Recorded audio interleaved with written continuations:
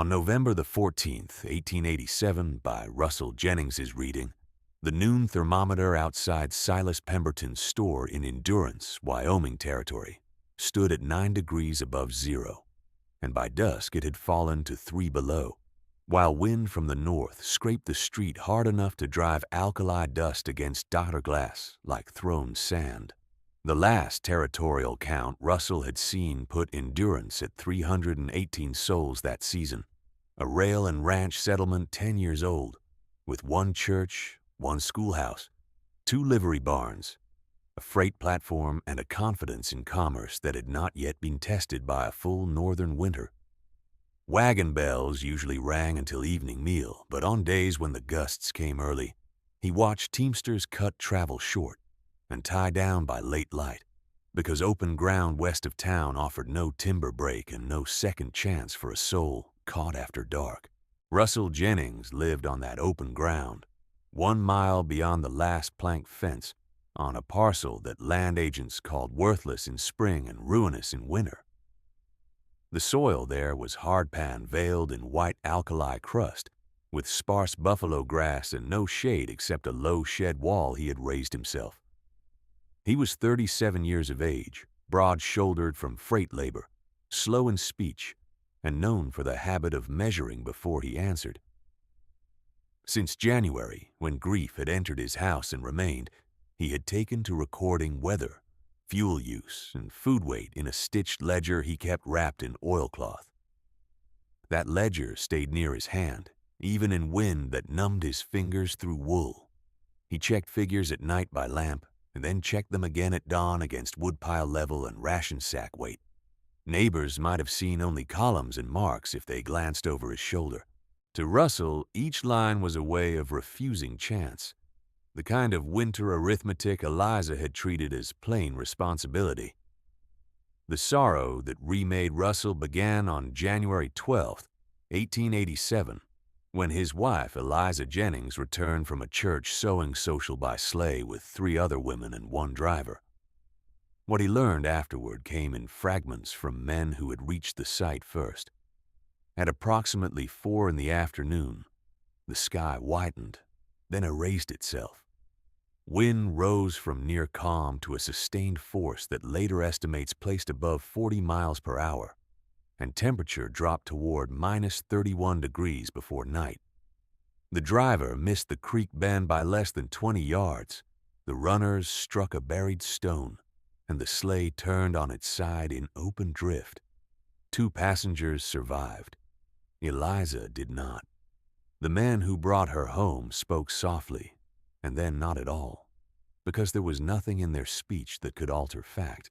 Eliza had been born near Vasa, in Finnish winter country, where stock, grain, and children survived by method rather than wealth, and where cold was treated as a condition to be engineered against, not argued with. Her mother had taught her to line barn sleep alcoves with dry hay over split poles so that trapped air held warmth against long nights. Her father had taught her that damp hay killed as surely as bare ground, and that a vent set too wide turned shelter into a chimney. When she married Russell in Nebraska in 1881 and came west with him in 1884, she carried those teachings as practical inheritance, the way another woman might carry silver. In their first Endurance winter, she had shown him how to test hay moisture by twist and scent, how to build a raised sleeping grate from cheap slats, and how to use clay and chaff as a breathing seal around a draft seam. She did not present these things as novelty. She presented them as ordinary duty. After her burial, Russell sold 2 decorative chairs, a wall mirror, and a trunk of unused linens, then moved his bed frame against the warmest interior wall and dismantled the rest for lumber stock. By the 2nd week of February, he had begun visiting stockyards at dawn to inspect rejected hay bales that wealthier ranchers would not buy because of irregular shape. He bought only the dry ones and paid cash. In March, when thaw exposed ruts and town conversation shifted to spring contracts, he was already digging test pits behind his shed to read frost depth and subsoil dampness. In April, he marked wind paths with tied cloth strips and watched where they snapped first. In May, he charted shade length at 3-hour intervals. This was not morning that sat still. It was morning that took measurements. Russell could tell from stove corner talk in town that Endurance did not read it that way. Men there read prosperity in visible goods and gave authority to those who stocked shelves. Silas Pemberton stood at the center of that hierarchy, 43 years old, thick through the middle, with barbered whiskers, polished boots, and broadcloth coats ordered from Denver by rail. His general store carried imported lamp chimneys, enamelware, patent medicines, coffee, flour, nails, and bolts of printed calico. And on payday Saturdays, Russell heard men drift toward Silas's stove corner to take his view on weather, prices, and character. Silas had the easy posture of a man accustomed to being agreed with. Beside him, Russell's alkali parcel looked like punishment land, and Russell knew his new habits looked to many like the stubbornness of a widower who could not return to ordinary life. In June, when Russell hauled his first wagon load of baled prairie hay from the Bellamy place, a teamster asked if he intended to open a livery without horses. Russell answered, "Let them talk. Words do not hold heat through January." He said it once, then returned to unloading. By July, boys began calling the stacked bales behind his shed Jennings' Folly. By August, he heard the name on the mercantile porch, and Silas repeated it often enough that it hardened into town speech. The mockery had structure. It placed Russell outside, and those who wished to stand near favor repeated the line. He began the project in full on September 2nd, 1887, after harvest wagons cleared the road and before first frost, with a materials ledger that any carpenter could have checked. Total outlay came to $142.60, $76 for 212 baled bundles of dry prairie hay, $31.20 for second-grade pine slats, rough-cut 2x2s, and salvaged plank, $18.40 for clay plaster materials, including carded loam and chopped chaff, $9 for 2 lengths of iron vent pipe, $8 for hemp rope, forged staples, and nails. He refused credit for every line item and paid at purchase, reducing future leverage over his work. The structure rose behind his shed, oriented east-west, so that its long side faced prevailing north wind with minimal exposed seam. He set 6 post anchors at 4-foot depth, braced a roof frame at a pitch of 1-inch rise per foot run to cast drift rather than collect it, and left a 4-inch cavity between outer slat wall and inner haypack so the insulation remained dry and compressible. The sleeping platform sat 20 inches above ground on a lattice of scrap planks to prevent conductive heat loss into frozen earth. Beneath the platform, he left crawl channels for air exchange, then sealed channel mouths with adjustable clay plugs that could be opened by inches. At first glance, it resembled a low livestock berth. At closer view, it was a thermal instrument. Russell tested each section as he built. He lit a tallow lamp inside and watched flame behavior at vent points. He hung wet cloth squares at 3 heights to observe condensation.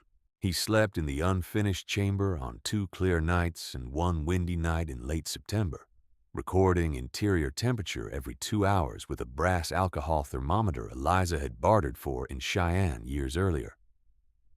Exterior on the windy test reached 14 degrees. Interior held at 33 with 1 small iron stove and controlled draft. He widened 1 vent, narrowed another, and repacked the west wall where settling had opened a seam no wider than a finger joint. Precision took time. He gave it time. By October 10th, he had added a covered trench kitchen on the leeward side, roofed with plank and clay, with a narrow smoke channel and a stone-lined firebed that consumed less fuel than open pit cooking. By October the 24th, he had marked sleeping lanes in chalk at 30 inches each, leaving a central aisle for blanket traffic, and he drove 2 rope posts from shelter door toward the shed corner to test movement in low visibility. He salted and smoked venison strips in measured sacks, dried turnip rounds to brittle snap, packed oatcakes in wax cloth, and rendered tallow into lidded tins. His ledger noted weights, estimated calories, and daily ration assumptions for far more than one household. He did not announce those numbers. He wrote them, then worked. When first snow came on November 6th, fine and brief, men in endurance called it an early dusting and continued with ordinary business. On November 14th, while Silas's store windows shone bright against the dark and townsfolk warmed hands around iron stoves under framed wallpaper, Russell stood in twilight behind his shed, pressing fresh clay chaff mix into a roof seam with gloved thumbs, then covered the patch with split slats and tied it down against north gusts. The wind answered by rising another notch, long and steady across the alkali flat, and he went back for more hay. By full dark on the 14th of November, with the temperature fallen to 7 below and the wind pressing steady at an estimated 30 miles per hour across the open flat, Russell carried 6 more bales by hand from his stack to the shelter wall and tamped them tight into the north side cavity, working by lantern until frost silvered his beard and clay stiffened in the pail. Each bale was weighed in his ledger at roughly 62 pounds, each seam checked by touch instead of sight, because a ridge that looked sound could still leak heat if the fibers lay wrong. He had learned that in his first winter with Eliza, when she had made him strip and repack a whole wall in Nebraska because one cold stripe had formed along the floor at dawn. He heard her method in the rhythm of his own motions now, not as sentiment but as instruction. Pack, dry, leave breathing channels, seal the edge, test again. On November the 15th, the town woke to brittle sun and a street glazed with wind-cut ice, and Russell rode into Endurance behind his bay horse, Copper, to buy 2 additional coils of hemp rope and 1 sack of coarse salt. Silas Pemberton watched him from the store threshold, gloved hands folded over his vest, and called to the men warming by the iron stove that Jennings was preparing to stable himself like an old bull through winter. The line drew the expected laughter. Russell paid for the rope and coin, declined credit for flour, and left without contest. By November the 17th, he had set 8 more roof ties, widened the leeward trench cover by 12 inches to keep snow from dropping directly into the cook path, and marked an additional row of sleeping lanes with charcoal on the platform planks. The figures in his ledger shifted from one man's survival to group capacity. Before dawn on November 19th, sleet began as fine needles and hardened into pellets that rattled against stable roofs like handfuls of shot. A freight team from the East Road reached the livery yard in disorder, one wagon axle already split, horses blowing hard with ice crusted white at the nostrils. The lead driver, Abram Cole, later reported that he had cut loose the rear wagon near the final mile marker to keep the team from breaking altogether on the grade. In that rear wagon lay Clara Wren, 16 years of age, fevered from a chest illness that had worsened during travel, wrapped in a wool shawl torn open at one corner, where it had caught on a splintered rail. By the time anyone spoke her name in town, she was still in the abandoned bed, sleet striking her face. Russell saw the wagon first because his parcel stood closest to the east approach beyond town fence. He crossed the yard in head-down gusts, lifted Clara with one arm behind her shoulders and one beneath her knees, and carried her through the side door of his unfinished chamber. He did not place her near the stove. He placed her where Eliza had always said weak lungs belonged, between dry hay walls over raised slats, away from direct flame, with warmed air moving slow. He checked the hay by twist and scent, rejected 2 damp bundles and replaced them with fresh stock from the interior pile. He set a folded blanket under Clara's neck to open her breathing passage, then adjusted the iron vent cap by a quarter turn until the lamp flame inside held steady without guttering. He heated water in a covered pot, mixed a thin oat mash with salt, and waited in intervals, lifting her shoulders to take small swallows. The sleet continued through nightfall. At midnight, his exterior thermometer read 4 degrees above zero. At 4 in the morning, it read 1 below. In 2 houses on Main Street, where parlor stoves burned hot, but draft seams ran unchecked at floor level, water pails froze beside bedroom doors before daybreak. Clara's hands, which had been gray at the knuckles when he carried her in, held color by first light. Her fever did not break that morning, but her breathing deepened and slowed. Russell logged temperature at 3 heights above the platform and noted that the hay wall nearest the door had compressed nearly 2 inches under night damp. He repacked it before breakfast. News moved fast through 318 souls, and by noon on November the 20th, 6 women had come in pairs to inspect the chamber under pretense of bringing broth for Clara. They touched the wall, knelt to feel air at floor level, and left with faces arranged in careful neutrality. Silas dismissed the matter from his porch by saying that one recovered girl proved nothing except that chance had visited a widower's shed. Yet that same afternoon he posted revised prices in his store window, citing delayed wagons and uncertain supply. Coffee at 48 cents per pound, coal at triple the October rate, lamp oil marked up by half. The sign carried his neat hand and his authority. Men who had mocked Russell's hay now paid Silas's increase in silence. Russell answered neither man nor sign. On November 21st, he began extending the shelter for shared use, measuring from the original frame with mason line and stake so that additional bays held equal load. The expansion added 26 feet in length and 10 feet in width, with 3-foot berm walls packed from mixed clay and chaff over a woven willow lattice to reduce slump after freeze-thaw. He set the roof pitch to shed drifts toward the south side, then built a covered cook trench with 2 parallel fire channels so one could be cleaned while the other remained lit. Interior aisles were kept at 30 inches for blanket traffic. Sleeping lanes were marked by household group to minimize night confusion. He forged simple hooks from fence wire for hanging damp mittens away from direct heat and cut shallow drainage grooves at the entrance threshold so melted snow did not creep into bedding zones. By November the 23rd, Clara Wren could sit upright for 1 hour at a time and write clearly on a slate. Russell asked her to begin a shelter register.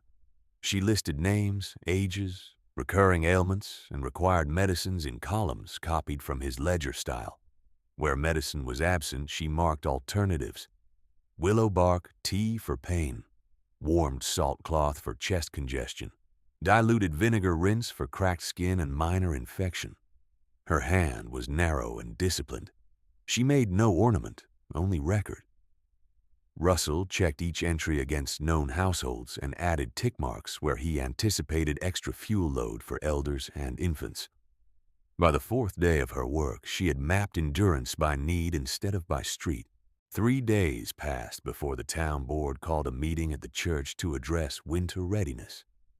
Silas attended in a dark coat with silver watch chain visible at his vest and assured the gathered families that a Chinook pattern would settle in by early December, making panic stores unnecessary and new building wasteful.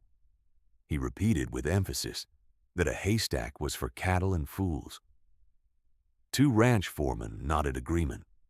The board recorded no formal vote on communal shelter and adjourned to finalize church social plans for the first week of December. Outside, wind swung briefly west and turned milder by evening, which many treated as proof. By November 27th, the signs turned severe in ways Russell trusted more than committee assurances. Geese cut south in narrow, urgent lines nearly 2 weeks early. Beaver dams on the creek branch showed fresh capping above the expected freeze line. Cattle on the Bellamy and Trent places bunched against leeward fencing before sunset and held there, heads low, as if listening for something below human hearing. Russell rode fence at dusk, counted cloud strata, and found the upper bands moving opposite the lower wind, a pattern Eliza had treated as warning of abrupt shift. He increased dried ration stock to cover 80 souls for 12 days at approximately 1,900 calories per person. Smoked venison, dried turnips, oatcakes, and rendered tallow, each weighed and entered. He added 2 barrels of melted snow water filtered through charcoal and cloth, then sealed them in the coolest trench corner. On November the 30th, near noon, Endurance entered a deceptive warmth. Slush ran through wagon ruts. Children appeared bareheaded at the church steps. The thermometer outside Silas Pemberton's store reached 41 degrees. By midnight, it had fallen 29 degrees as the wind veered north, and pressure dropped so quickly that lamp flames in kitchens across town thinned to blue needles. Russell did not sleep. He moved from post to post with copper at his shoulder and began stringing hemp lifelines from the shelter door to the church, then to the schoolhouse, then to the pump house. Not intervals fixed by his own pace count, so a blinded hand could know distance and direction. Every knot pattern was distinct.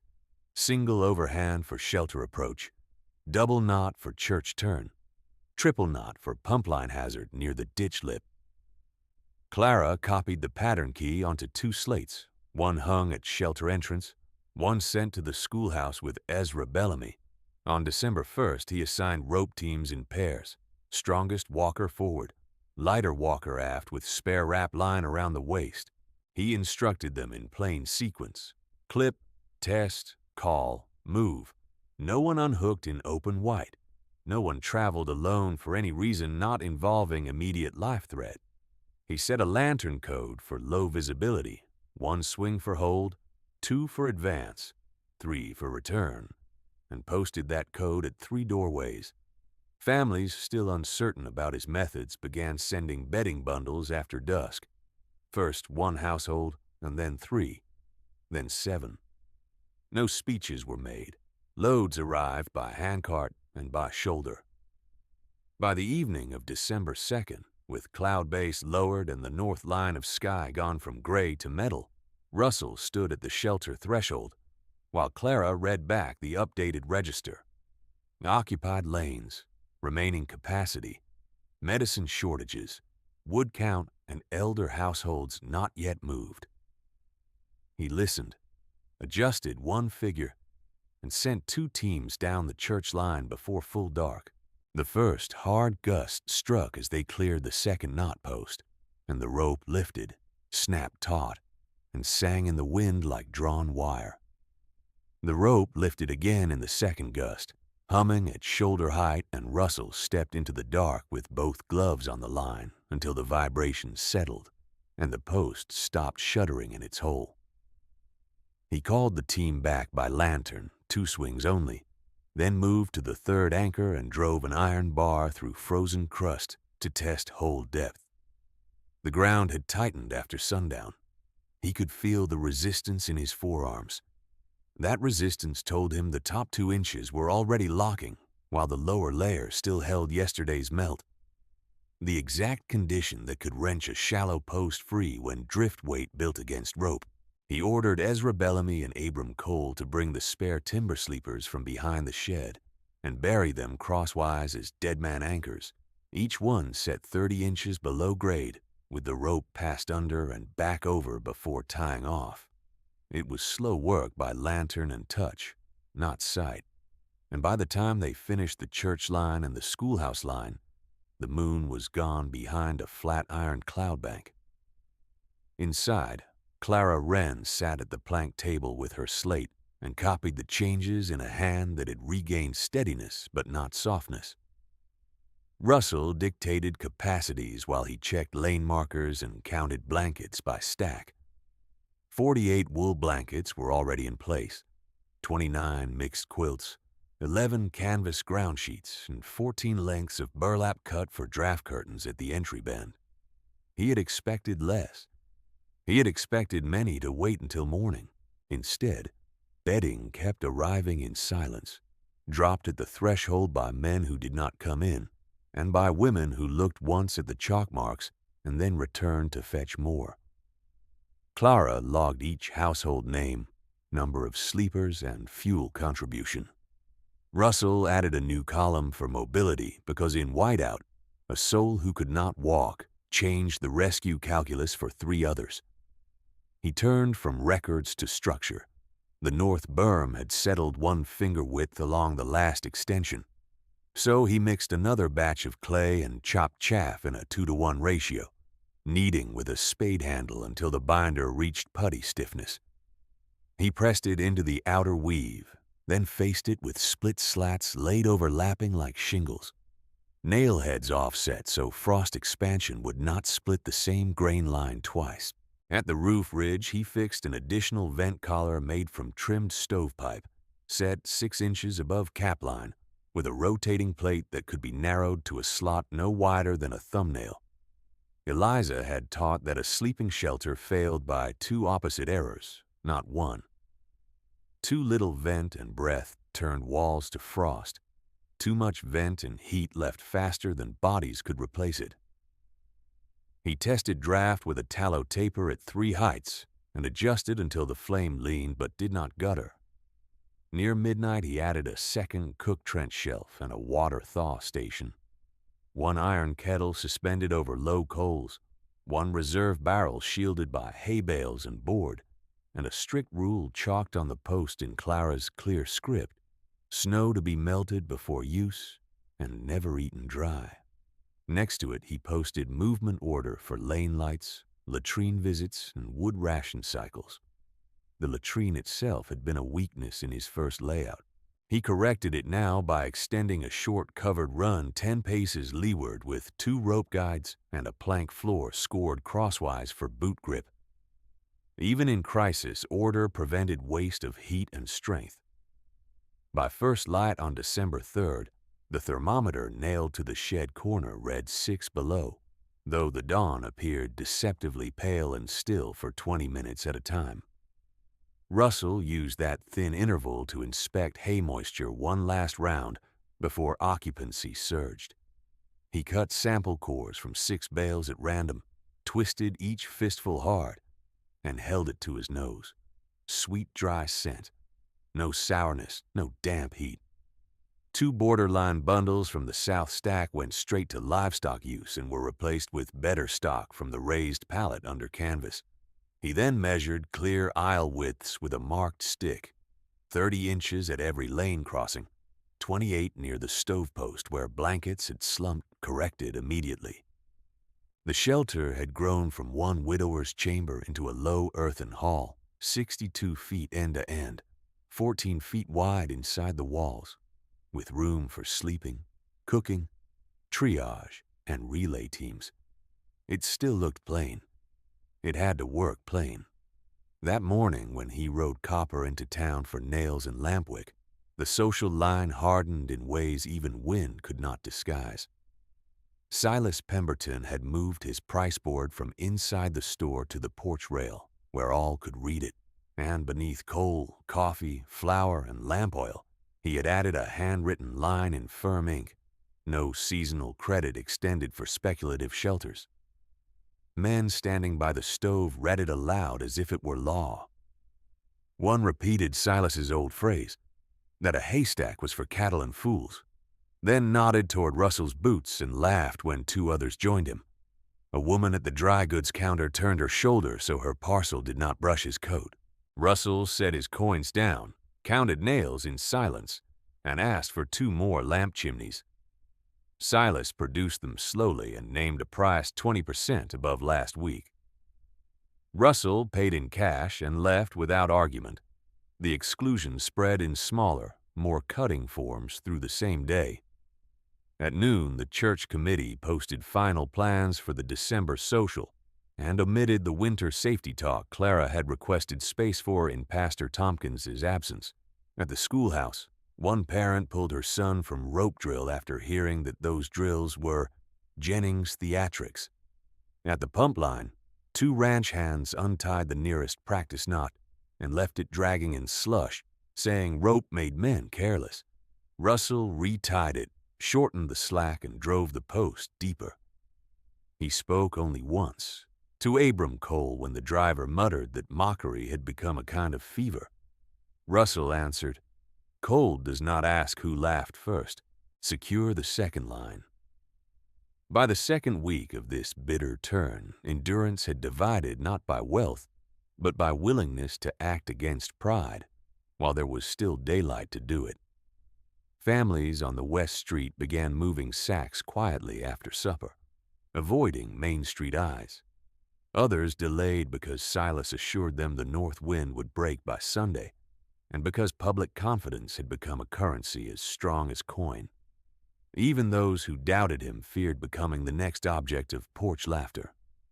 The social punishment for preparation remained immediate and visible. The weather penalty had not yet arrived in full, and that delay kept denial alive. Warning signs multiplied through December 3rd with an almost methodical severity. Just after noon, Russell found frost feathers growing inward from nailheads on the inside of the shed wall, despite a live stove, a sign of rapid pressure fall and deepening dry cold aloft. At 1 in the afternoon, crows that usually rode fence lines flew low and east in tight groups, then vanished into the creek cut before the worst wind had started. Copper, a steady bay that tolerated freight noise and rifle fire without sidestep, refused the open yard and kept circling to put his hindquarters toward the north, ears flat, nostrils wide. At the Bellamy place, cattle that had already bunched by evening in past weeks now crowded leeward before mid-afternoon and began bawling in short bursts, not hunger calls but stress calls. Russell watched their flank twitching and told Ezra to move all loose hay under cover at once. In town, the same signs were interpreted through wish rather than method. One ranch foreman declared low-flying birds meant fair weather pressing in. Another said the pale ring around the sun promised moisture and therefore milder air. Silas repeated from his porch that the railroad had sent no storm warning by wire, and that commerce did not pause for old wives' readings of geese and stock. He sold 6 ornamental lampshades that afternoon and half a crate of imported oranges held over from the last freight run, proof to his customers that ordinary life still governed endurance. Russell bought none. He purchased coarse salt, 2 sacks of oats, and 1 spool of telegraph wire to reinforce a frayed lantern hook at the shelter gate. By late afternoon, the barometer in the schoolhouse, borrowed years earlier from a survey crew and rarely consulted, had dropped farther than Clara had seen in any previous entry. She carried the number to Russell on her slate.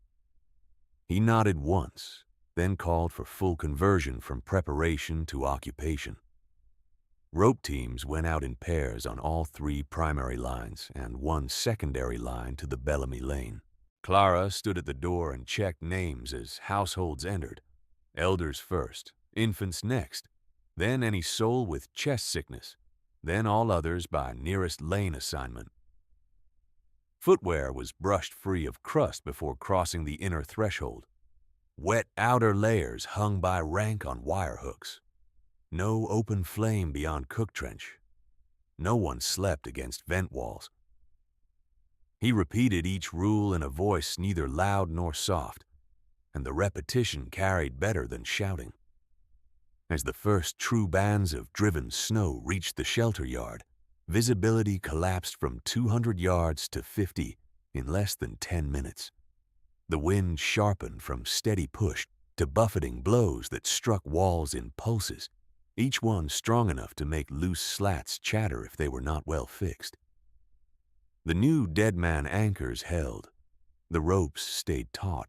Russell stationed Abram at the church turn knot and Ezra at the schoolhouse spur, each with a shuttered lantern and spare wrap line. Clara kept the register moving as if it were freight manifest at a depot, crossing out no name until she had witness that the soul was inside. Near dusk, Silas Pemberton himself appeared at the edge of the yard, coat collar high, face set in the rigid dignity of a man determined not to look afraid. He did not cross the threshold. He asked whether Russell intended to shelter only those who had signed to his system. Russell answered from the doorway that no signature had ever been required, only discipline once inside. Silas glanced toward the ropes vibrating in the rising gust and said nothing for several breaths. Then he turned back toward Main Street with two of his clerks and a handcart of store blankets, still unwilling to let another man's method command him in public. Russell watched them go, then closed the outer flap and returned to work. He checked the stove draft, narrowed the ridge vent 1 finger width, and shifted 2 sleeping groups farther from the entrance bend where cold shear had begun to creep along the floor planks. He sent 1 team for the Tompkins household, 1 for Nora Bell's lane and 1 for the Hale porch, where snow built fast on the north side steps. Clara marked departures and expected returns by minute count at each knot interval. Outside, the wind rose another degree and lost all rhythm. No longer gust and lull, but a continuous force that pressed against every board, rope, and lung in endurance. The long-feared storm had stopped announcing itself and begun. Snow struck the outer wall like handfuls of grit flung from the dark, then thickened in less than an hour into a white force with no visible flakes, only speed and pressure. And by 7:00 on the evening of December the 3rd, the shelter lantern at the yard post had vanished behind a moving curtain, while the north wind climbed past 50 miles per hour and kept climbing. Russell moved down the center aisle counting breaths, not steps, listening for draft changes at floor level and for the small coughs that told him where bedding had shifted too near a vent seam. Clara sat with 2 lamps shielded by tin collars and kept the register open on her knees, checking each returning rope team against departure marks. Abram Cole came in first from the church line with ice crust on his hat brim and reported that the church doors were jammed by drift to mid-hinge, but still passable from the south side. Ezra Bellamy came in from the school spur with 1 elder woman and 2 freight hands, all 3 with numb fingers and no facial color. Russell sent warm cloths, dry socks, and thin broth. No one argued with assignments now. By full night, the first failures began across endurance, each one heard rather than seen. A shutter clapping loose, a roof board cracking, a stovepipe cap torn free and skittering down hard ground until wind carried it away. At 9:00, with exterior temperature measured at -19 degrees on the shed thermometer, the rope to the pump house bowed and snapped 1 upper tie, where frost had bitten through old fiber. Russell did not waste words. He took Abram, a spare coil, 2 iron staples, and crawled the first 20 paces on knees and 1 elbow, keeping 1 gloved hand wrapped to the main line, while gusts flattened snow against his coat in sheets. They reset the tie by touch, drove both staples to full depth, and returned with eyelashes frozen at the tips. Inside the shelter, Clara added 1 note beside the pump entry. Line repaired at 9:35. Use in pairs only. The storm sharpened further after midnight, as if the night itself had found another degree of anger.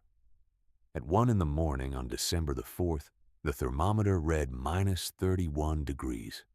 The wind did not come in gusts any longer. It pushed in a single unbroken force that made rope sing between posts and laid drift against every north wall in endurance until doors opened inward only by shovel and shoulder together.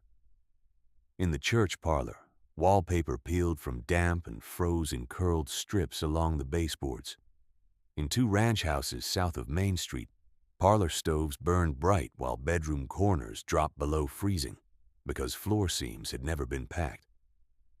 Silas Pemberton kept his store lamps lit through the night to signal stability, but by dawn half his kerosene reserve had been burned and 3 front window panes had starred from flying ice. Russell held to schedule because schedule preserved reason. Fire trench feed every 40 minutes, vent check each hour, broth rounds at fixed intervals by lane number, latrine trips in pairs with rope wraps, He rotated sleepers nearest the entrance every 2 hours, so no household took the cold edge all night. Clara tracked medicine use against remaining stock and called shortages without drama. Cough syrup was gone by morning. Mustard poultice cloth nearly gone by noon. Willow bark sufficient for 2 days if cut with hot water ration. By the morning of December 4th, 73 souls were inside with room for 7 more if bedrolls were staggered and aisle discipline held. The walls held. The stove held. The order held. Main Street did not hold. The same day, snow packed under the broad awning of Pemberton's store until one support post twisted and split with a sound like rifle fire. Clerks dragged crates back from the porch while Silas shouted figures over the wind, still trying to sell by weight and cost as if ledger control might command weather. By afternoon, his display shelves had gone from bright stock to narrow rows. 2 sacks of flour, 1 keg of nails, hard sugar in broken loaves, and coffee measured in ounces at a price few could pay. Coal bins emptied first, then lamp oil. The signboard with raised prices remained nailed to the rail, half buried, letters rimmed with ice. Hunger and cold stripped prestige faster than argument ever had. By the second night, December the 5th, the blizzard had run near 48 hours without meaningful break. Russell sent teams only where names on Clara's slate remained unchecked and where known illness may delay a sentence. One team brought Pastor Eli Tompkins's wife and sister from the parsonage lean-to after digging a crawl path through drift shoulder high. Another returned with 2 schoolchildren and their aunt, all exhausted but upright, boots tied together with twine where leather had split and freeze. Russell set the children near the warm wall under Clara's supervision and moved adults to the center lanes where breathing air stayed most stable. He had no spare capacity for sentiment. He had capacity for work. Near dawn on December the 6th, Eli Tompkins went out again from the church despite warning, carrying a coal scuttle and a shovel, insisting that the side room stove must be kept alive for any late arrivals still trying to reach sanctuary. He was 58 years of age, broad in chest, slower in winter since an old lung illness, and he misjudged distance in whiteout, no longer measured by sight. He was found after first light by Ezra Bellamy, kneeling beside the overturned scuttle less than 40 yards from his own church steps, one hand still around the shovel haft as if he had set himself for one more lift. Ezra and Abram brought him in on a door plank. Clara wrote his name in the register margin with a single horizontal line through the expected return box. The church bell did not ring for him. The rope line had to stay clear for the living. That same day, Nora Bell, midwife to nearly half the families in Endurance, was called before noon to the Crane House on South Route, where labor had started 2 weeks early under storm strain. She crossed on rope with Martha Crane's brother, delivered the child by lamp and boiled cloth, and wrapped the newborn in her own wool coat. When the house fire dropped too low to keep infant airways safe, she refused the coat back. On the return journey, a crosswind burst at the ditch turn knot, tore lantern light sideways, and drove both walkers against the post. The brother reached shelter. Nora did not. She was recovered at dusk by Russell's line team when wind eased for 12 minutes, lying on her side with her mittens tucked under her arms, face turned toward the rope she had nearly reached. The newborn lived through night because of the coat she gave away. Nora Bell did not survive the cold that took it from her. Loss traveled room to room without speech. Russell adjusted lane assignments to place families who had received news near the stove, where waking was easier and shivering was less violent. Clara closed her register for the first time since storm onset, washed her hands in warmed snow water, and reopened it with a fresh chalk point. Names still missing were read aloud at each fire round and matched against known addresses. Jacob Hale was among them. He was 12. and his mother had reached shelter with 2 younger girls, but no Jacob, saying he had stayed on the porch trying to clear drift away from the door when the load shifted above him. At first dark on December 6th, Russell led the Hale rope team himself because the house remained marked as priority and the family kept waiting for his return. They found the Hale house by chimney top and window crown only. The north porch was already crushed under drift load and frozen hard as cut stone. Russell and Abram cut a trench with grain shovels and handsaws, then tunneled toward the porch line where Jacob had last been heard through gust intervals. Before they could break through, the overhung drift caved inward and sealed the pocket under the porch roof. They worked the line for access until hands failed and lamp oil thinned, but by the time they reached the inner threshold, there was no sound to answer them. They brought back what they could and told the family plain. Clara wrote his name below Nora Bell's and set down the time with precise figures so memory would not soften fact. By morning on December 7th, the storm had held nearly 4 days. Exterior readings at dawn reached minus 38 degrees, and drift at the north wall of the schoolhouse stood above 11 feet where the marker pole was still visible. Endurance was no longer a town of streets. It was a cluster of roofs and chimneys tied together by rope, lantern code, and those few who could still walk into wind and return. Russell's stores, planned for 80 souls over 12 days, were now feeding rotating numbers that rose and fell with each rescue. Thin oat mash at dawn, venison broth at midday, turnip and tallow stew by night. Each portion weighed, each kettle scraped clean, each spoon washed in boiled water and hung to freeze dry. Inside temperature near the center lanes held between 34 and 39 degrees with steady stove feed. Outside, exposed skin burned numb in minutes. Silas Pemberton stayed in his store through most of December 7th with 2 clerks and a bookkeeper, maintaining the posture of command, even as shelves went bare and the wind shoved snow through the splintered awning seam into his front aisle. By afternoon, he had burned crate wood, then broken shelving, then 1 display counter leg to keep a small stove alive. The cash drawer remained full of notes and coin no one could spend. At dusk, the rear wall stovepipe failed at the collar and smoke rolled low through the stockroom. One clerk, Milo Hart, stumbled on ice at the back step and gashed his palm on broken glass. They wrapped it in flour sackcloth and tried to wait for morning.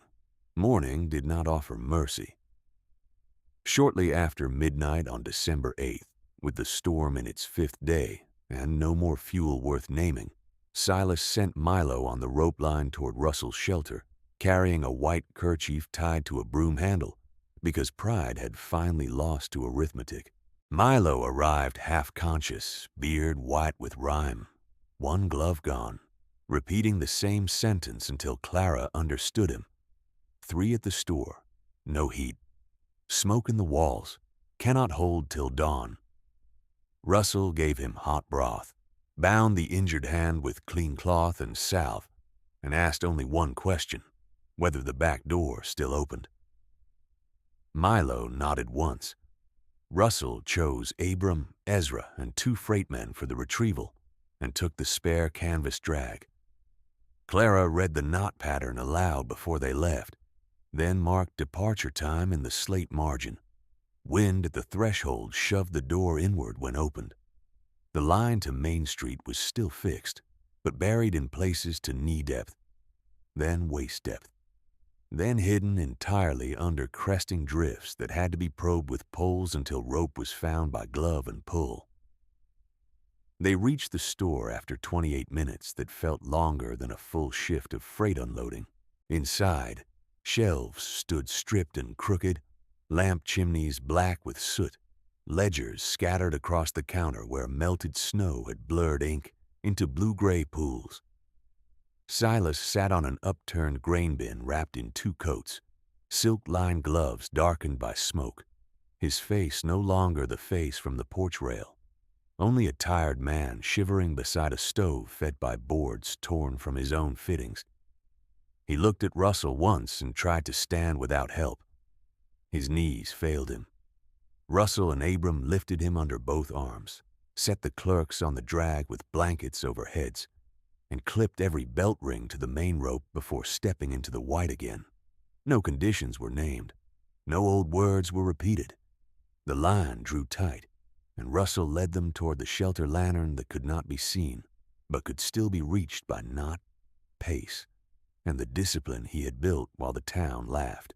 The drag slewed twice at the ditch turn, but the rope held true to the double knot marker, and Russell brought Silas and the others through the shelter flap one by one.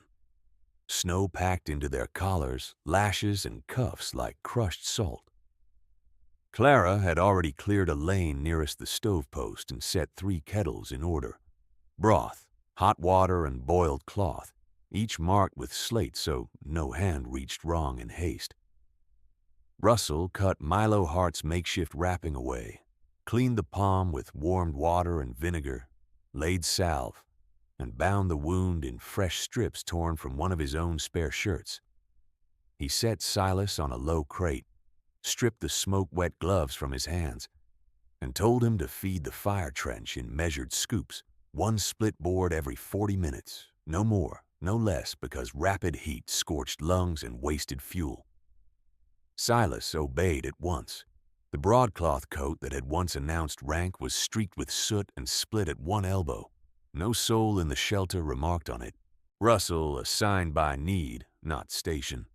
And by 2 in the morning on December 8th, every newcomer from Main Street had work. 1 clerk trimming wick ends, 1 widow portioning oat mash by ladle marks scratched into tin cups, 2 ranch hands rotating wet blankets to the drying hooks, Clara at the register, Abram and Ezra sleeping in 90-minute turns before the next line check. Russell moved through all of it with the same measured cadence that had built the walls, pausing at each vent collar to narrow or widen by a finger width, watching lamp flame and breath frost, balancing air against warmth so the chamber did not sour. By midday, with wind still hard enough to shake roof ties, he began teaching in the only manner crisis allowed, through immediate repetition under consequence.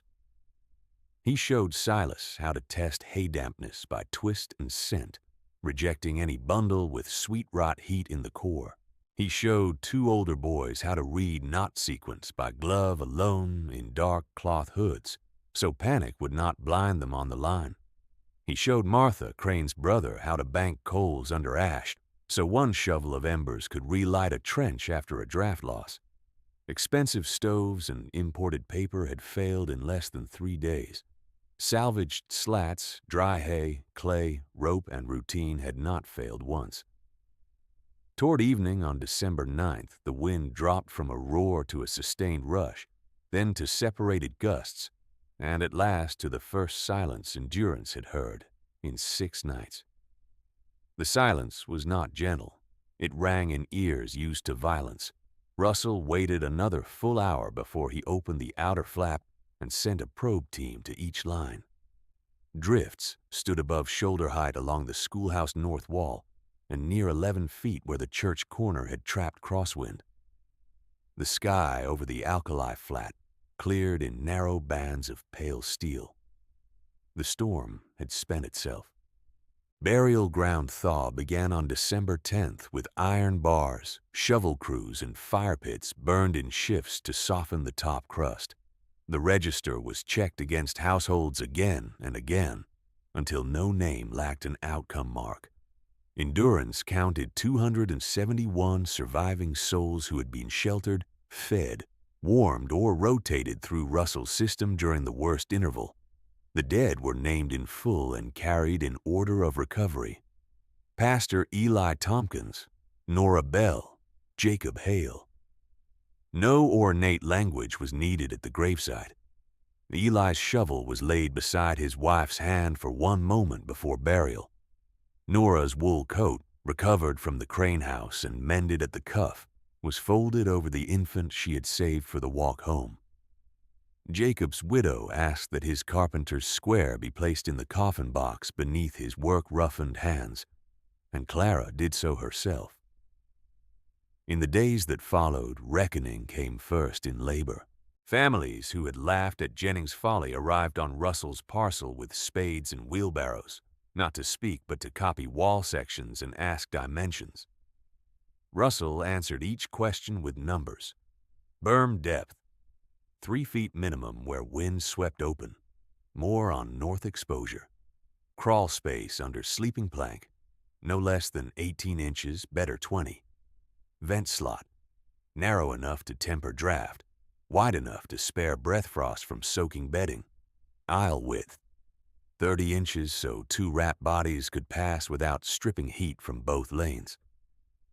Clay mix, 2 parts loam, 1 part chopped chaff, packed in thin lifts and allowed to set before final facing. 3 days passed before Silas came in daylight without a request for supplies. He carried his store ledger under one arm and removed his hat before he crossed the threshold.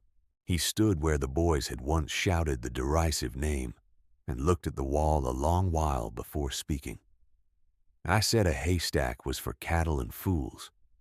I said it in front of men who trusted my judgment, and I used scarcity to hold that trust in my own hand.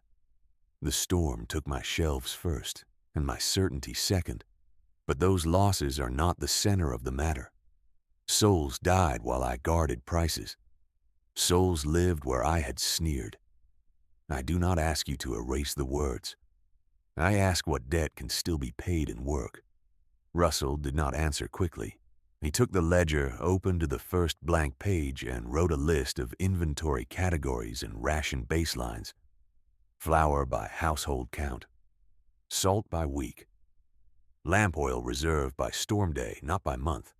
Rope, nails, coarse cloth, shovel heads, vent pipe, medicinal willow bark, lard tins, matchstock sealed in wax.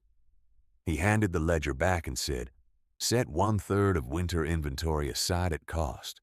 No speculative increase in declared emergency. 3 widows hold the keys. You bring them your books every Saturday until thaw." Silas nodded once and said yes. On December 18th, with church windows still cross-hatched in frost and pews crowded by coats, patched after storm wear, Endurance held an assembly to formalize what grief and labor had already begun. Silas stood without coat, though the room was cold, repeated his own insult, word for word so no softened memory could excuse it, admitted that profit and pride had narrowed his judgment, and signed transfer papers placing 1/3 of his winter stock into a communal storehouse, managed by Widow Agnes Tompkins, Widow Lena Bell, and Widow Ruth Hale, using Russell's ledger format for issue and return. Other voices followed, not in a line of performance, but in sober sequence. A ranch foreman who had untied the practice knot. A committee member who had removed Clara's safety talk from church notice. A parent who had pulled a child from rope drill for fear of ridicule. Each spoke to fact, consequence, and change. When the room at last turned to Russell, he remained standing at the side aisle rather than walking to the pulpit. His words were plain and carried to the back wall without strain. Eliza taught methods, not grudges.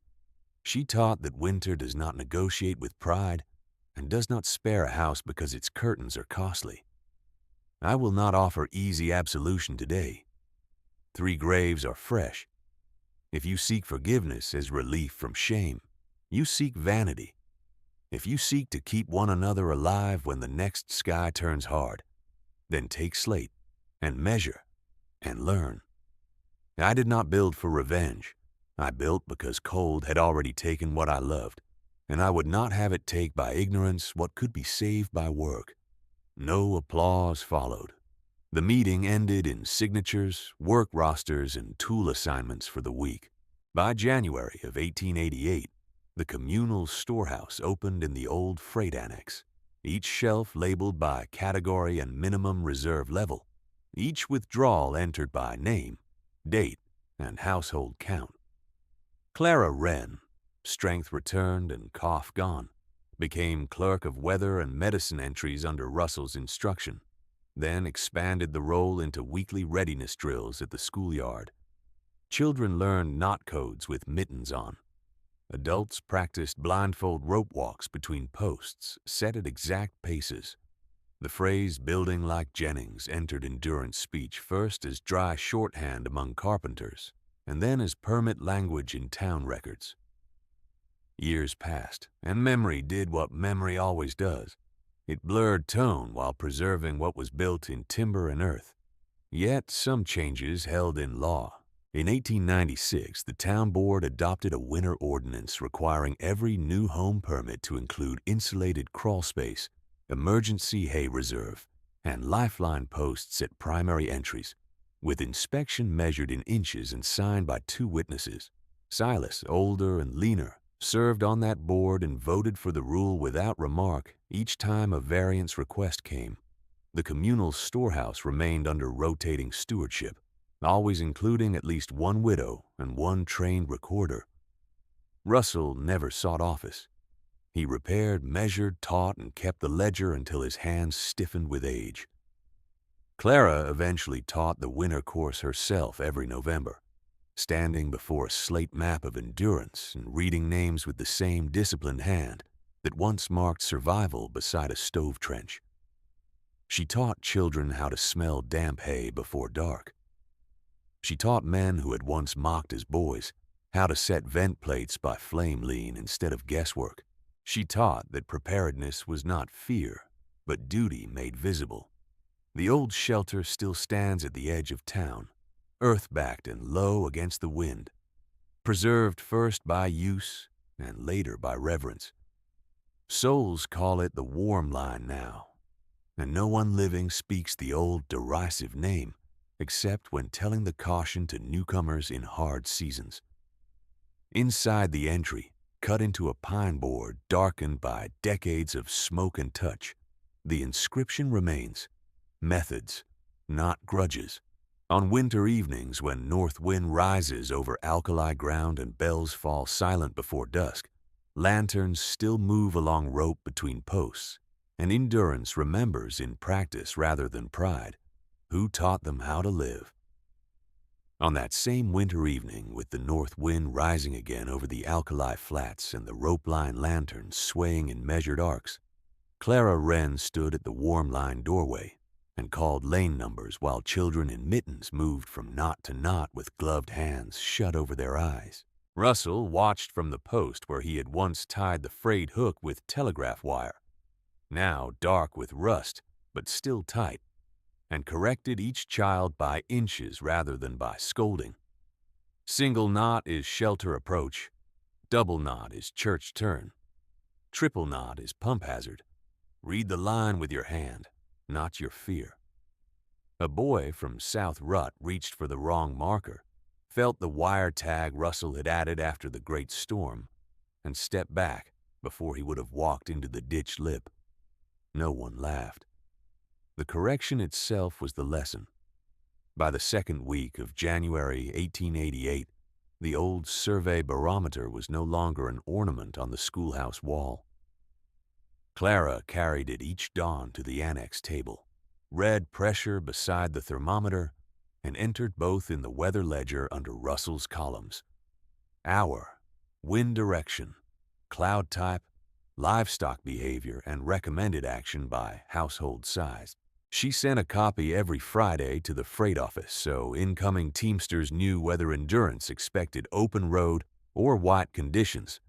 And when the railroad clerk finally received the delayed storm bulletin from Cheyenne, dated December 2nd, but delivered after the drifts had already buried half the town, he nailed it beside her chart as evidence of what distance could not be trusted to do in time. The wire had spoken too late. The ledger had spoken in time. Endurance did not forget the difference. Silas Pemberton came each Saturday as ordered, ledgers under his arm, hat in both hands, and stood with Agnes Tompkins, Lena Bell, and Ruth Hale, while withdrawals were counted against the minimum reserve marks Russell had written on the first page. flour no lower than 120 pounds, salt no lower than 40, lamp oil no lower than 24 gallons in sealed tins, rope no lower than 6 full coils. Willow bark stock checked dry and replaced each spring. There were no private shelves in the annex, no hidden account for favored households, and no line of credit extended against vanity purchases, while winter stores ran thin.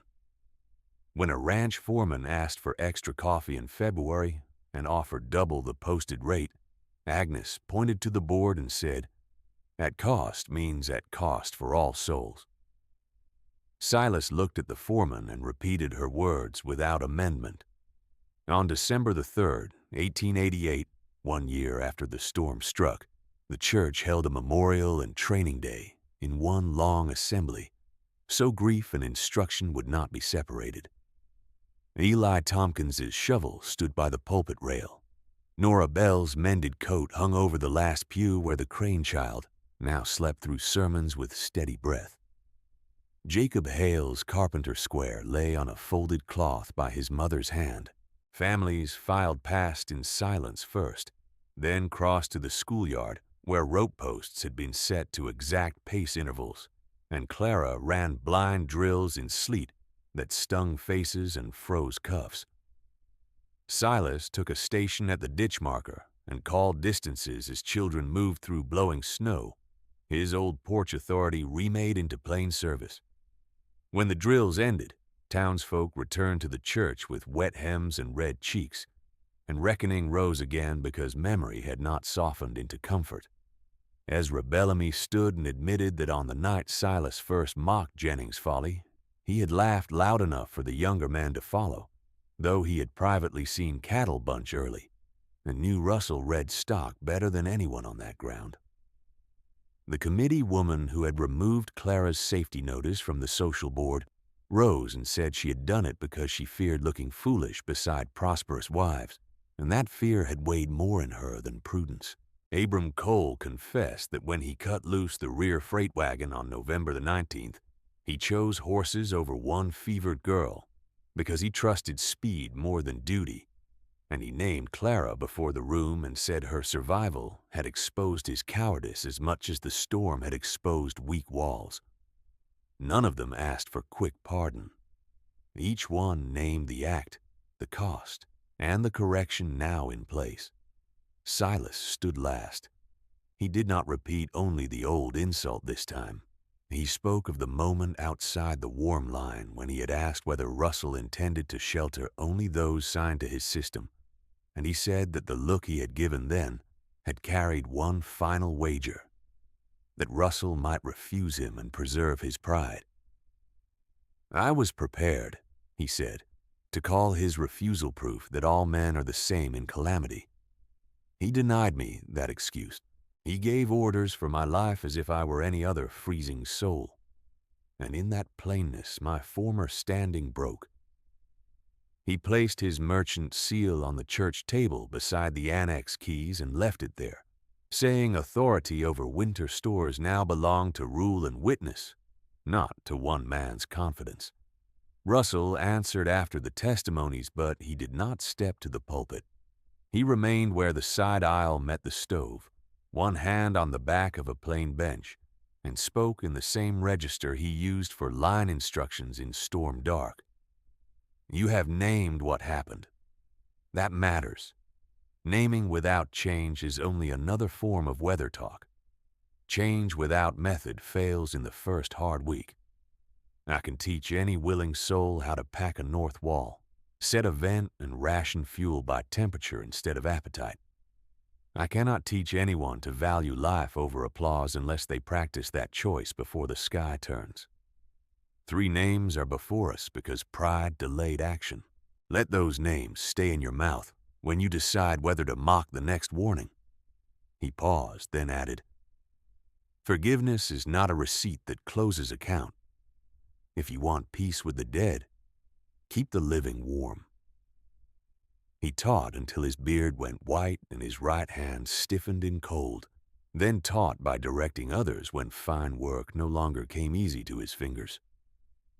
On November 14, 1896, when the home permit ordinance took effect, Clara sat at the board table as recorder and read each requirement aloud while builders waited with hats in hand. Insulated crawl space measured before flooring, emergency hay reserve stacked under cover and tested dry, lifeline posts set at primary entries with marked knot pattern filed in town records. Silas seconded every motion. Ruth Hale inspected the first 3 homes herself and rejected 2 for shallow crawl depth, sending crews back with shovels despite complaint. Compliance became custom because memory still had faces, voices, and graves attached.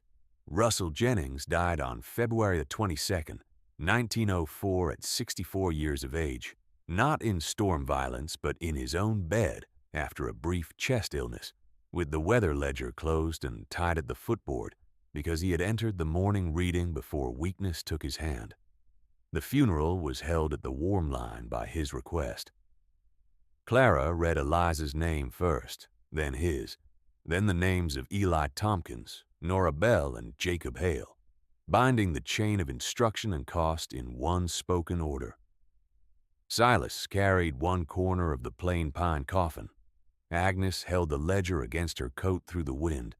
No sermon embellished the scene. The rope posts stood in frost. Lanterns burned steady. The Warm Line still stands at the town edge, low and earth-backed, with the vent collars turned each autumn by hands that learned the motion from Clara and from those she trained after her. In present winter, when the first pressure drop sends lamp flames thin and blue, school children still walk the knot lines in mittens. Widows still hold one key to the storehouse, and merchants still post costs before storms under public witness. The telegraph can fail. Rail can fail. Pride can fail. Method does not fail when it is shared. In endurance, that truth is carved in timber, entered in ledgers and carried from one generation to the next by souls who know exactly why a hay wall, properly packed and properly vented, can keep a town alive.